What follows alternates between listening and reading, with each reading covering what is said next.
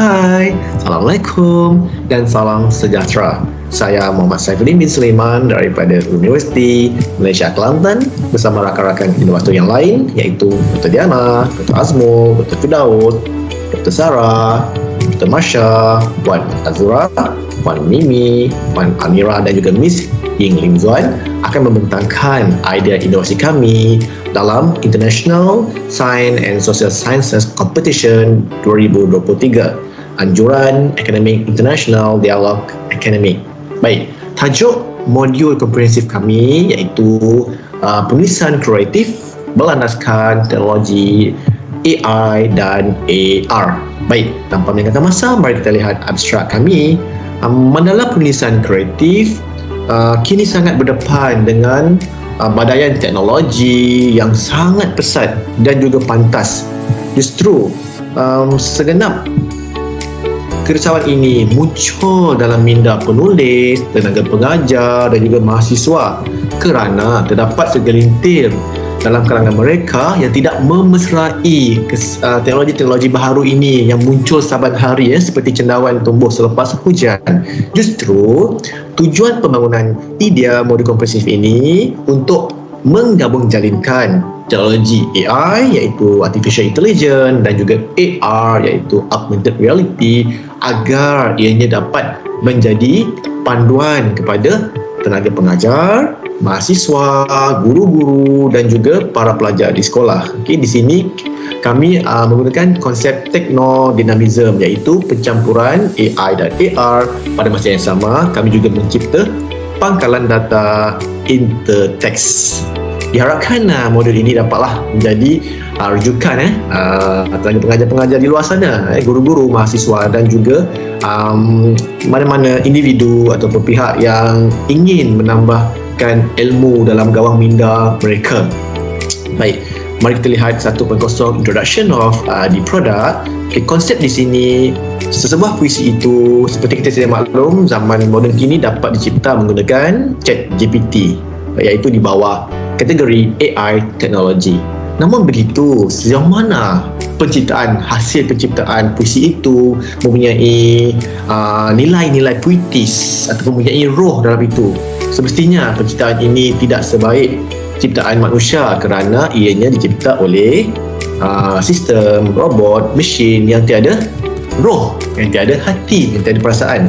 Di sini kami mencipta pangkalan data intertext agar para pelajar, tenaga pengajar yang sudah mendapat hasil ciptaan puisi melalui ChatGPT dapat memurnikan, dapat menambah baik hasil ciptaan tersebut menggunakan cadangan-cadangan perkataan yang kami susun, yang kami kumpul, yang kami kategorikan di bawah transformasi, modifikasi dan juga ekspansi. Jadi setelah karya kita itu telah dicantikkan, telah dimasukkan elemen-elemen puitis, maka kita juga akan meletakkan elemen tambahan iaitu musicology. Apakah itu musicology? Iaitu unsur audio agar puisi itu mempunyai nilai tambah yang lebih menarik. Sebagai contoh, jika puisi itu mempunyai elemen robot, maka kita masukkan bunyi robot. Sekiranya terdapat unsur-unsur alam seperti burung, maka kita meletakkan bunyi burung. Justru setelah adanya puisi, setelah ianya dipuitiskan, sudah adanya muzik ataupun audio yang sesuai, maka di sinilah kita akan menggunakan teknologi yang seterusnya iaitu AR. Bagaimana AR ini berfungsi? AR ni hanyalah sebuah satu perisian yang dicipta dan juga boleh dimuat turun dan diletakkan ke dalam handphone setiap tenaga pengajar, pelajar, mahasiswa. Kemudian kita meletakkan kod AR tersebut, zapper ini pada kita punya karya tersebut untuk kita imbas. Jadi setelah kita masukkan elemen-elemen yang kita nak masukkan seperti gambar-gambar yang berkaitan yang sesuai dan sebagainya, maka setelah diimbas, puisi ini akan hidup, akan keluar menjadi visual ataupun visualisasi. Jadi konsep ini sebenarnya tidak terlalu sukar, tetapi ianya mempunyai turutan yang perlu diikuti. Maka akhirnya akan lahirlah janaan puisi AI plus AR. Ada elemen-elemen teknologi Tapi kena ingat, elemen-elemen puitis itu kita juga tidak kesampingkan, kita tidak abaikan menerusi bantuan pangkalan data intertext. Baik, kemudian problem statement. Di sini saya percaya kaedah konvensional barangkali dahulu sesuai untuk zamannya, tapi kini sedang moden, kita menggunakan konsep baru agar sesuai dengan zaman dan juga orang yang ingin mempelajari ilmu tersebut. Maka di sinilah kepentingan idea kami ini, iaitu puisi, tulisan kreatif yang digabungkan dengan elemen AI plus AR dan juga dibantu oleh pangkalan data intertext. Kemudian kadang-kadang susah untuk memahami sebuah karya kerana ianya menggunakan bahasa-bahasa yang agak tinggi, yang agak puitis, terlalu puitis.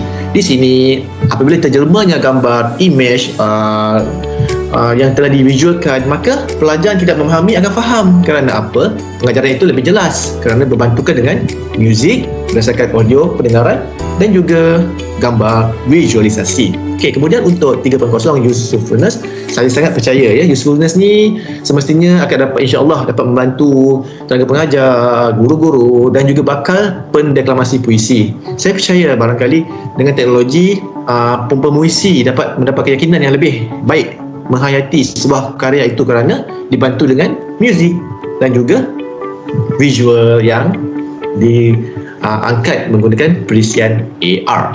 Seterusnya menyumbang kepada pembangunan dasar industri kreatif negara. Saya percaya kita harus menyokong visi kerajaan dalam memasukkan elemen teknologi dalam warisan dan juga budaya kita. Jadi di sini saya percaya sastra ataupun pusat kreatif boleh diletakkan di bawah warisan tidak ketara atau kita panggil sebagai intangible heritage. Jadi di sinilah kita akan masukkan elemen teknologi dalam menyokong visi kerajaan, iaitu Kementerian Warisan dan Budaya.